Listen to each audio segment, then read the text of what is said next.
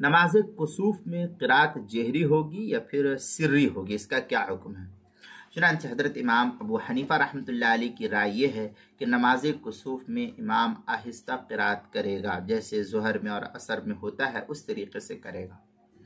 لیکن حضرت امام ابو یوسف رحمۃ اللہ علیہ جہری قرات کے قائل ہے، یعنی زور سے ہوگی، جیسے فجر میں، مغرب میں، عشاء، جمعہ، عیدن وغیرہ میں ہوتی ہے ایسے۔ اس لیے اگر مقتدیوں کو اکتاہٹ سے بچانے کی غرض سے نماز کسوف میں جہری قرات کی جائے تو اس میں بھی کوئی حرج نہیں ہے، جیسا کہ حضرت امام ابو یوسف رحمۃ اللہ علیہ کا مسلک ہے۔ چنانچہ فتاوی شامیہ میں ولا جہر وقال ابو یوسف رحمہ اللہ یجہر وان محمد روایتان، اس طریقے کی روایت جو ہے فتاوی شامی جو بیروت کا چھپا ہوا نسخہ اس کی تیسری جلد صفحہ 63، جو زکریا بک ڈپو دیوبند کا ہندی نسخہ ہے اس کی تیسری جلد صفحہ 67، کتاب المسائل پہلی جلد صفحہ 503 پر اس کو نقل کیا گیا ہے۔